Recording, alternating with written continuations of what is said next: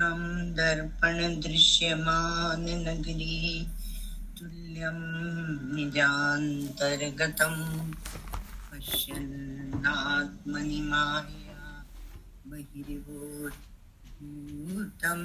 यथा निद्रया यः साक्षात् कुरुते प्रबोधसमये स्वात्मानमेवाद्वयं तस्मै श्रीगुरुमूर्तये नमः इदं श्रीदक्षिणामूर्तये।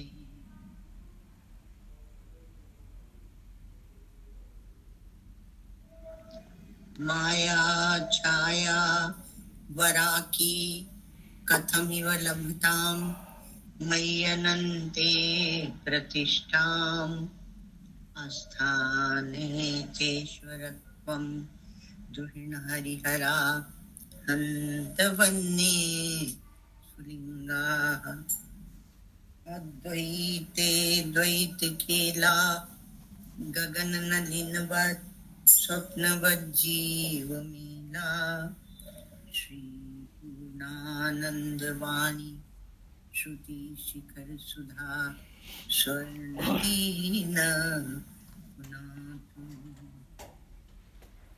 अखण्डानन्द संबोध मूर्तये ब्रह्ममूर्तये सुधास्मित समाश्लिष्ट नेत्रांत स्फूर्तये नमः।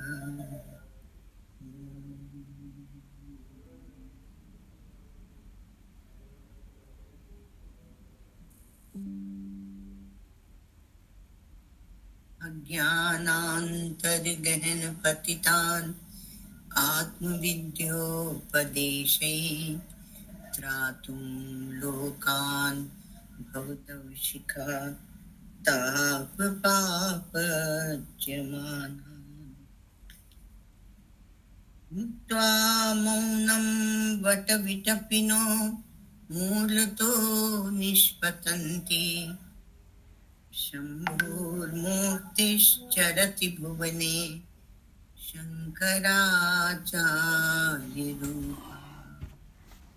श्रुतिस्मृतिपुराणानाम् आलयं करुणालयं नमामि भगवत्पादं शङ्करं लोकशङ्करम् नमामि भगवत्पादं शङ्करं लोकशङ्करम् यस्य प्रसादादहमेव विष्णु मय्येव सर्वं परिकल्पितं च इत्थं विजानामि सदात्मरूपं तस्याङ्घ्रिपद्मं प्रणतोऽस्मि नित्यम् तस्याङ्घ्रिपद्मं प्रणतोऽस्मि नित्यम्। तो हम लोगों ने विज्ञान में कोश देखा था और ये विज्ञान में पुरुष जो है पुरुष पुरुष तो बात अलग है, पुरुष बात अलग है, ये हम देखते आ रहे हैं। तो विज्ञान में पुरुष जो है यही अहम स्वभाव वाला जीव है, ये जीव है। तो अब इसके लिए क्या बोला था, ये इसका श्रद्धाशील है और रित दक्षिण पक्ष है, सत्य उत्तर पक्ष है, योग आत्मा है और महा उच्चम प्रतिष्ठा और महा इसकी महत्त्व जो है इसकी उच्च प्रतिष्ठा है। तो समस्त लौकिक और पारलौकिक और सब व्यवहारों का निर्वाह करने वाला है यह और पूर्व पूर्व की वासनाओं से यह कर्म करता है। मूल में तो अज्ञान है, मूल में अज्ञान है, तो वासनाओं से ये कर्म करता है और फिर उसका फल भोगता है और आवागमन के चक्र में पड़ता है। जागृत आदि अवस्थाएं, जागृत स्वप्न सुषुप्ति, और सुख दुख आदि भोग, देह आदि का अभिमान और ममता, ये सब इसी विज्ञानमय कोश में रहते हैं। और इसके अंतर आत्मा क्या है? आनंद में है। बहुत बार आप बैठे होते हैं, आपको आनंद होता रहता है, और बहुत बार आप बैठे होते हैं तो आज हमारा मन उदास है, आज हम डिप्रेशन में, आज हम दुखी हैं। तो अपने पुण्यों को बढ़ाना चाहिए। तो महत्त्व का ये महाउच्चम प्रतिष्ठा माने महत्त्व का सात्विक परिणाम होने से यह विज्ञानमय कोश ये ज्ञान में है, अत्यंत ज्ञान, दूसरों की अपेक्षा ये अधिक ज्ञानमय है। बुद्धि अर्थात बोध का जहाँ अवतरण होता है, तो ज्ञानमय है ना, क्योंकि इसमें क्योंकि हम कितना प्रतिबिंब होता है चिदाभास, तो किंतु ये ज्ञान स्वरूप आत्मा नहीं है। और भ्रम से हम लोग इसी को ही, इसको बड़े अच्छे ध्यान से समझ लेना, क्योंकि जो जो बिंदु बिंदु बिंदु कहे जाते हैं, पॉइंट्स, उनको कम करना। क्योंकि क्या है कि यह जो महत्त्व नहीं, ये विज्ञानमय कोश जो है, ये ज्ञान स्वरूप आत्मा नहीं है, और भ्रम के कारण इसी को हम आत्मा के रूप में ग्रहण किया करते हैं। असल में ये क्या है कि ज्ञान स्वरूप आत्मा के सन्निकट है, अंतर अंतर अंतर करते गए ना, तो इसलिए वो सन्निकट है। और अति निकट होने के कारण, निकट की उपाधि होने के कारण, इसी से ऐसा एक भ्रम बनता है। और हम बहुत बार तो समझ ही नहीं पाते हैं कि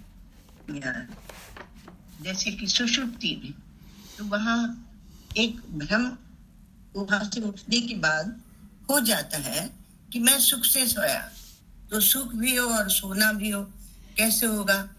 तो ये विज्ञानमय कोश ऐसे बताता है हमें।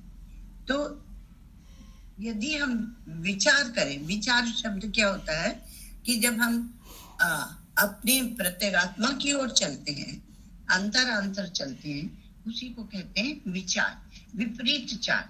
अभी हमारा चेतन, ध्यान देना है ना, ध्यान हमारा चेतन बुद्धि में उतरता है, बुद्धि से उतर के मन में, मन से इंद्रियों में, इंद्रियों से विषयों में, फिर जगत व्यवहार में।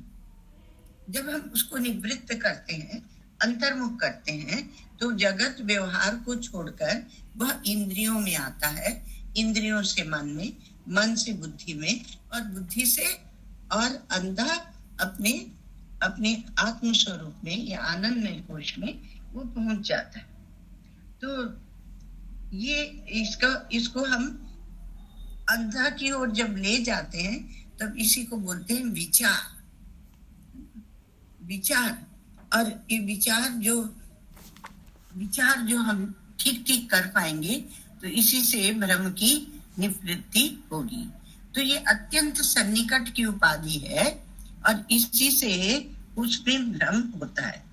विज्ञान में कोश जो है, इसका पूरा जो व्यवहार है वो दृश्य परिवर्तनशील है ना। तो सुषुप्ति में जब बुद्धि सो जाती है, तो तब इसका स्वरूप हमें उपलब्ध नहीं होता है, इसलिए आत्मा नहीं हो सकता है। देखो, सुषुप्ति भी एक आपके पास वह खड़ा हुआ है, क्या एक कसौटी लेके खड़ी हुई है सुषुप्ति। तो सुषुप्ति में यह विज्ञानमय कोश काम नहीं करता है। तो जब ये सुषुप्ति में काम नहीं करता है, तो अर्थात यह आत्मा नहीं है। तो ये विज्ञानमय कोश है। तो इसमें विज्ञानमय कोश में आपको बताया था कि थोड़ा थोड़ा दोहरा देते हैं जिसमें समझ में आ जाए। तो 5 ज्ञानेंद्रियों के साथ में बुद्धि, ये ज्ञानमय कोश है, और ये मनोमय कोश के अंदर है, और इसी में हमारा कर्ता भोक्तापना भी रहता है। इसलिए जितना सूक्ष्म आपका भोक्तृत्व होगा, है ना, इसलिए ये भी कहा जाता है कि बुद्धि में ही धर्म बैठता है, क्योंकि बुद्धि जितना सूक्ष्म विश्लेषण कर लेगी और जितना सूक्ष्म वह विवेक कर लेगी आत्मा अनात्मा का, अथवा धर्म अधर्म का, व्यवहार में धर्म अधर्म का, न्याय अन्याय का, उचित अनुचित का, और केवल व्यष्टि की भूमिका में नहीं, समष्टि की भूमिका में भी वह विचार करे। तो समष्टि की भूमिका में भी जब जैसे विचार करती है बुद्धि, तो तब वहां पर धर्म का प्राकट्य आपकी बुद्धि में हो जाता है। तो सुषुप्ति अवस्था में तो ये चिदाभास के सहित बुद्धि, इसी में चिदाभास होता है, क्योंकि ये सूक्ष्म है, सन्निकट है, और जितनी पवित्र होगी उतना ही ये चिदाभास भी आपका पवित्र होगा। तो बुद्धि, चिदाभास की सहित बुद्धि जो है वो उपादान कारण बनती है। तो उपादान कारण नहीं बनती, उपादान कारण अज्ञान में जाकर लय को प्राप्त करती है। बुद्धि अज्ञान में लय को प्राप्त करती है। और जागृत अवस्था में, तो जागृत अवस्था में ये बुद्धि आपके शरीर में व्याप्त रहती, पांव के नाखून से लेकर, कहने की एक शैली है ना, और आपकी शिखा पर्यंत, शिखा पर्यंत, ये शिखा से नख तक ऐसे बोलते हैं। तो ये पूरे शरीर में व्याप्त रहती है, और ये कर्ता भी यही बन जाती है। अब कर्ता जो है ना, उसी में धर्माधर्म होगा, और कर्ता जो है वह जितना सूक्ष्म स्तर पे जाके कर्तृत्व को समष्टि की सेवा में लगाएगा, उतना उसका कर्तृत्व शिथिल होता जाएगा, पवित्र होता जाएगा। और आप ऐसे कह सकते हैं कि सूक्ष्म सूक्ष्म होते होते वह कर्तापना उड़ जाएगा। तो तब ये विज्ञान में शरीर भी ये धुंधला हो जाता है, अर्थात यह कोश आपको बांधता नहीं है, और दिखता भी है तो बाधित होकर दिखता है। बाधितानुवृत्ति से आप इससे काम चलाते रहते हैं। तो ये विज्ञान में कोश से मैं पृथक हूँ कैसे समझे, तो कई प्रकार से इसको समझने की विधि हमारे शास्त्रों में और आचार्यों ने बताई है। तो जैसे घड़ा है ना, तो वह घड़ा जब विलय को प्राप्त हो जाता है तब उसकी विशेष अवस्था नहीं रह जाती है। उसी प्रकार से ये घट आदि के समान ही है ये बुद्धि, जिसका हम अभिमान करके और इसमें खूब उसको बुद्धि को ही तमाम जानकारियां लेके और उसमें अभिमान करके बैठे रहते हैं। हम ये जानते हैं, हम ये जानते हैं। आजकल तो जानकारी के ऊपर, ऐसा जानकारी के ऊपर जब हम चलते हैं तो अच्छी बात होती है, बुरी बात नहीं होती है। तो आजकल क्या बोलते हैं, जेन जी ऐसे बोलते हैं, जिनको कंप्यूटर का विशेष ज्ञान रहता है। तो ये क्योंकि जो बाद में आई है, अभी का साइंस है, तो जो बाद में आई है हमारी जनरेशन, उसको ज्ञान होता है। तो ये सब क्या है, विज्ञान में कोश में ही कर हम ये सब करते हैं। तो इससे हम अलग हैं। तो कहा कि ये घड़े के समान, जैसे घड़ा हमसे पृथक है, ऐसे ही ये बुद्धि भी पृथक है, अविनाशी भी है। तो जब ये विलय को प्राप्त हो जाती है सुषुप्ति में, तो ये बुद्धि ये अलग स्वभाव वाली है। और मैं क्या हूं, मैं अविनाशी हूं, मैं अविनाशी हूं। तो इसलिए ये विज्ञान में कोश मैं नहीं हूं। और ये सूक्ष्म शरीर रूप होने से क्यों नहीं कर पाते, क्योंकि सूक्ष्म शरीर होने से मेरा नहीं है। आप देखिए कि आपको सूक्ष्म शरीर भी ऐसे दिखने लगे जब जैसे कि आपका स्थूल शरीर, अर्थात आप इसकी दृष्टा साक्षी बन जाए, तब आपको विचार विवेक करने की शक्ति आ जाएगी और अंत में सूक्ष्म में निर्वासनता में प्रवेश हो जाएगा। तो मैं इस विज्ञानमय कोश को जानने वाला हूँ और आत्मा जो है उनसे अलग है, अर्थात इनके साथ में रहते हुए भी आत्मा उनसे अलग है और मुझे उस असंग आत्मा को जानना है। तो सूक्ष्म देह में क्या आ गए, प्राण में, मनो में, विज्ञान में, ये 3 कोश जो है वो सूक्ष्म शरीर में आ जाते हैं और ये 3 कोश से बनता है सूक्ष्म शरीर और स्थूल शरीर अन्नमय कोश है। अब देखिए मजे की बात, यहाँ पर एक बड़ा सुंदर दृष्टांत दिया कि जैसे आप जब दीपक जलाते हैं तो उसका एक प्रकाश होता है, तो वो प्रकाश जो है वो आकाश में फैलता है और आकाश में जब वो फैलता है तो वहां पर ऐसा लगता है आकाश और प्रकाश दोनों को आप भिन्न नहीं कर पाएंगे, पृथक नहीं कर पाएंगे। तो एक रूप भासते हैं, एक रूप है, लेकिन एक रूप नहीं है, वो भिन्न भिन्न है। जैसे दूसरा है दृष्टांत कि जैसे लोहा होता है ना, उसको हम खूब तपा ले तो जब लोहे का गोला तप जाता है तो आप क्या कहते हैं उसको, गोल आग है।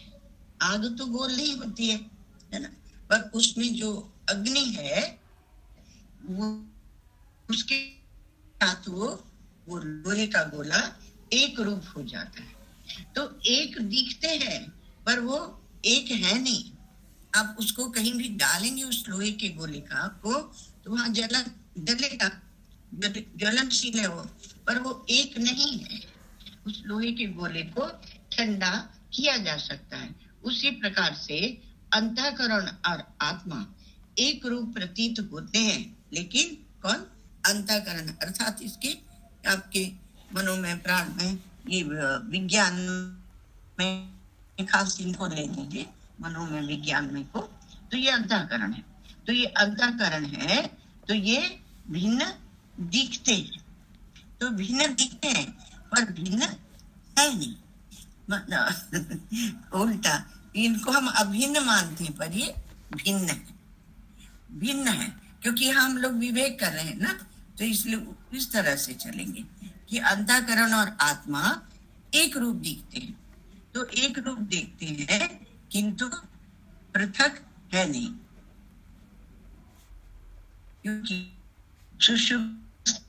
अंतःकरण का जो उपादान कारण है, अंतःकरण का उपादान क्या कारण क्या है, अविद्या। तो वो अविद्या लय को प्राप्त हो जाती है सुषुप्ति अवस्था में, तो उस समय भी आत्मा है, तो उस अज्ञान का आत्मा साक्षी है और इसलिए आप सुषुप्ति में विवेक नहीं कर पाते, पर जागृत में विवेक करें, विचार करें तो वो अलग है। इसलिए विज्ञानमय कोश जो है, इस विज्ञानमय कोश से मैं पृथक हूं ऐसे जानना चाहिए। तो ये विज्ञानमय कोश जो है उसमें क्या है, विज्ञान में पुरुष है। तो विज्ञान में पुरुष जिसका बता था विशेष करके उपनिषद में, और उसके अंदर अन्य आत्मा, उसके जो अंतर है विज्ञान में, अन्य अंतर आत्मा आनंदमय। अब ये 5वां कोश आपका आ गया। अभी यदि पूछे कि आप कौन से कोश में हैं, तो आप कौन सा कोश बताएंगे, कौन से कोश में बैठे हुए हैं, कौन सा बताएंगे? विज्ञान में ही कह दो ज्ञान मत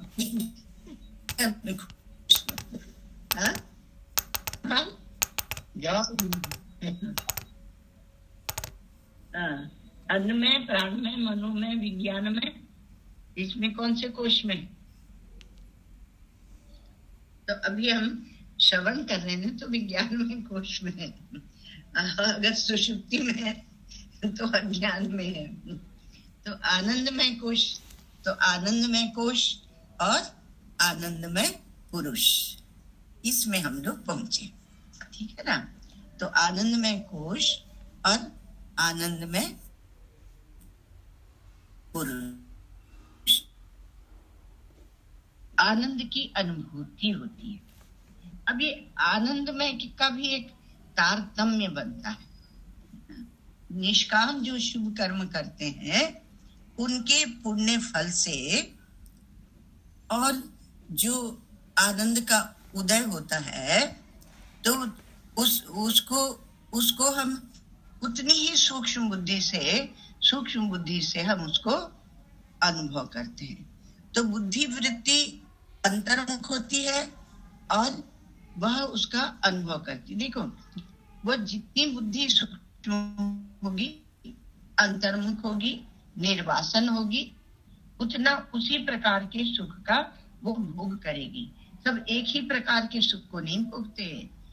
एक ही प्रकार का दिखने पर भी, मान लीजिए कोई फिल्म दिखाई जा रही है, उसको देख रहे हैं, पर उसकी भोक्ता सब अलग अलग होंगे, अर्थात उनकी बुद्धि में तारतम्य होगा। क्योंकि इसमें बताया कि विज्ञान मयाद अन्यो अंतर आत्मा आनंदमय तेनैष पूर्ण, उससे ये पूर्ण होता है, वो पुरुष है। तो विज्ञान में कोश से अंतर और उसमें व्याप्त एक अन्य कोश, अंतर जितना होगा उतना सूक्ष्म होगा, व्याप्ति उसकी बढ़ जाएगी, तो उसमें आनंदमय कोश कहते हैं। ये विज्ञानमय का आत्मा है, जिसको आनंदमय कोश कहते, यही विज्ञानमय का आत्मा है। इस कोश में मैं मेरा करके चैतन्य, इसलिए उसको क्या कहेंगे तब? आनंद पुरुष। एक आनंदमय कोश है और एक ही आनंदमय पुरुष हो जाएगा। तो ये आनंदमय पुरुष का वैसे ही बनता है जैसे कि दूसरे विज्ञानमय आदि का बना।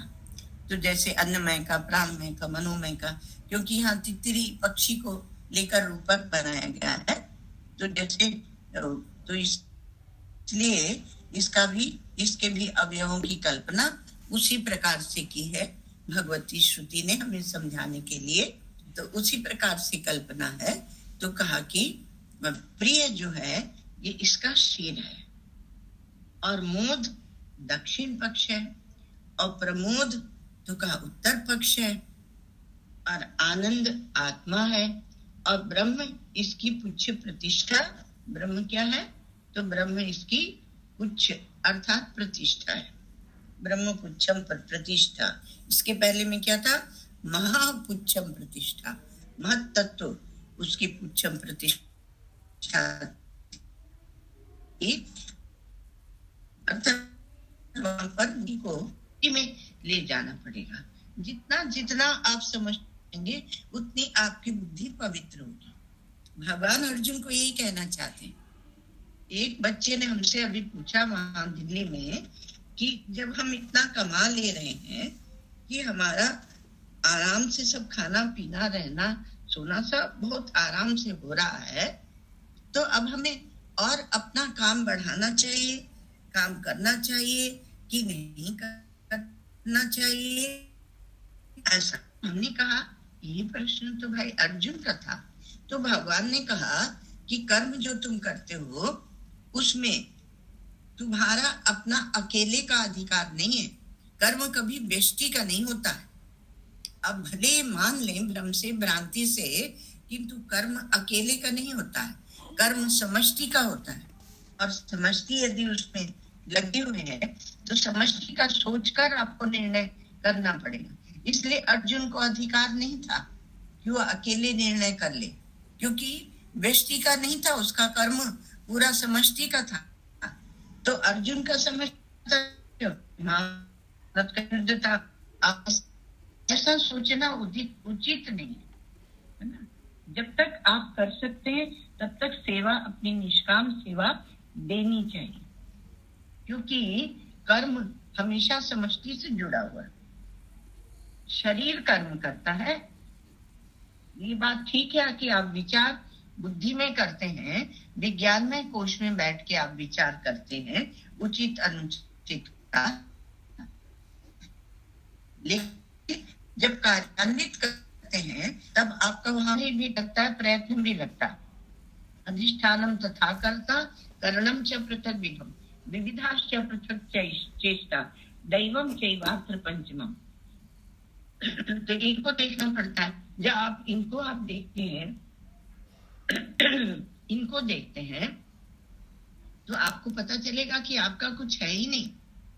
समझ से आप हवा ले रहे हैं, पानी ले रहे हैं, प्रकाश ले रहे हैं, सब कुछ ले रहे हैं, अन्न ले रहे हैं, और आप अकेले भी कहीं रह रहे हैं जंगल में, तो वहां भी आप भूतों की सेवा ले रहे हैं।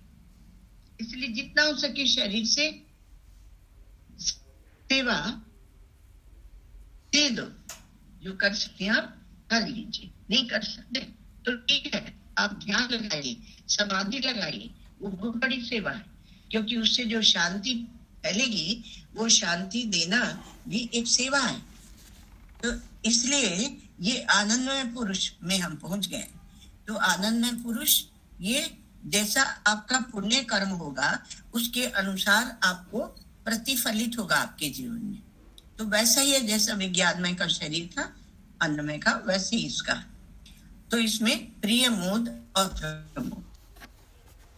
तो प्रिय इसका सिर है और मोद दक्षिण पक्ष, तस्य प्रिय में शिरः मोदो दक्षिण पक्ष प्रमोद उत्तर पक्ष आनंद आत्मा और ब्रह्म उच्चम प्रतिष्ठा।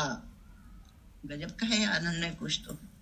तो क्या कहा कि संस्कारों के कारण जिन वस्तुओं में प्रियता मालूम पड़ती है वे वस्तुएं तो हो गई प्रिय, आनंद में कोश है। तो जिन वस्तु में प्रियता, किसी को मिर्ची खाने में प्रियता लगती, किसी को नहीं लगती, तो संस्कार के वश होता है। और पूर्व काल में सुख रूप से अपने जिनको ग्रहण किया था उसी के संस्कार पड़ जाते। तो ये वस्तु, व्यक्ति, परिस्थिति, इसी को हम कहते हैं प्रिय। तो वर्तमान काल में जब उस वस्तु का हमें दर्शन होता है, वो आती है, तो प्रियता आ जाती, सुख होता है। अब ये बात दूसरी है, कभी भगवान आ जाते हैं, जैसे भगवान श्री राम पहुंच गए तो जनक कहते हैं कि इन्हीं विलोकत अति अनुराग लिखता रहता है मन, तो इन्हें देखकर बड़ा सन हो रहा। तो वो दूसरी बात। तो यहाँ पर क्या कहा कि वस्तुओं के दर्शन से होने वाला जो सुख है उसी को कहते हैं प्रिय। और जो वो जब वस्तु आपको उपलब्ध हो जाती है तब उसको बोलते हैं मोद, मतलब आपको आपके पास में आ गई। और जब वो आप उसको उससे एक रूप हो जाते हैं, है ना, मतलब कि प्रिय, मोद और प्रमोद तीन है ना। तो जैसे देखने से जो आनंद हुआ वो तो होगा प्रिय, और जब उसको बोलेंगे प्रिय वृत्ति, तो वृत्ति को प्रिय वृत्ति कहेंगे। तारतम्य है बस उसका, क्या बोलते हैं, आनंद का। और वही आपको जो पसंद है पदार्थ, वो पदार्थ जब आपके पास आ जाता है, अभी तो देखा आपने, अब वो उसको जब आपको प्राप्त हो जाता है तो अंतःकरण में आनंद होता है। आनंद होता है तो उसको मोद। अब बहुत सुखी होती, खुश होते, क्या होगा वो, क्या बोले, वो क्रिकेट मैच होगा, सब पगलाएंगे। अच्छा, पगलाना चाहिए, कोई बात नहीं। तो पहले तो क्रिकेट मैच है, चलो तो प्रिय, फिर उसके बाद में उसका जब काम होता है, आपको देखने की सुविधा मिल जाती, तो मोद। और फिर जब जीत लेते हैं तो क्या होता है, प्रमोद। तो प्रमोद होता है, इसे दृष्टांत दिया। तो अंतःकरण में जो आनंद का होता है उसको बोलते हैं मोद वृत्ति। ऐसे श्रुति ने विश्लेषण किया है। और जब वो प्राप्त हो जाता है और उसको जब हम भोग लेते हैं, तब उसको क्या कहते हैं? तब जो आनंद होता है, तो उस आनंद वृत्ति को कहते हैं प्रमोद वृत्ति। तो प्रिय वृत्ति, मोद वृत्ति और प्रमोद वृत्ति, ये 3 वृत्तियां होती हैं। इस प्रकार से ये वृत्तियां हैं और उन्हीं को आनंदमय कोश कहते हैं। और कोशों में शास्त्रों ने क्या उपमा दी? पक्षी की। और कहा कि प्रिय वृत्ति ये पक्षी का सिर है, मोद वृत्ति वो उसकी दाहिना पंख है, और प्रमोद वृत्ति वो उसका बायां पंख है। तो बुद्धि या अज्ञान में जब वृत्ति आत्म स्वरूपभूत जो आनंद का प्रतिबिंब होता है, वो पड़ता है बुद्धि में या अज्ञान में। हाँ, अज्ञान की जो वृत्ति है उसमें वो पक्षी का स्वरूप हो जाता है। अब एक बात है कि आत्मा ही उसमें प्रतिबिंबित होती है, और इसी को आप कह सकते हैं चिदाभास। तो आनंद की दृष्टि से ये विश्लेषण है, उसी प्रकार से ज्ञान की दृष्टि से भी होता है, और उसी प्रकार से सत्ता की दृष्टि से भी होता है। तो आनंद जो है वो सामान्य सुख है, और जो सभी विशेष वृत्ति जन्य जो सुखों में वह सामान्य सुख जो आनंद है वो उनमें व्याप्त रहता है। प्रिय, मोद, प्रमोद आदि में सब में वह व्याप्त रहता है। तो आनंदम ब्रह्मणो विद्वान, तो आनंद नाम तो ब्रह्म का है, सत्यम ज्ञानम अनंतम, तो आनंद नाम तो ब्रह्म का है, और वही जब सब सुखों का केंद्र है अथवा तो वह आत्मा है। हाँ, तो इस आनंद, इसलिए कहा कि इस आनंद में कोश की प्रतिष्ठा ब्रह्म ही है, क्योंकि ये आनंद और कहीं से आता जाता नहीं, आनंद में आनंद रूप होकर ही रहता है, और उसी का ही विकार या विकार अर्थात औपाधिक जो स्वरूप है, उसी को आप यहाँ आनंदमय कोश कह रहे हैं। ओम सर्वे भवन्तु सुखिनः, सर्वे सन्तु निरामयाः, सर्वे भद्राणि पश्यन्तु, मा कश्चित् दुःखभाग् भवेत्। असतो मा सद्गमय, तमसो मा ज्योतिर्गमय, मृत्योर्मामृतं गमय। पूर्णमदः पूर्णमिदं पूर्णात् पूर्णमुदच्यते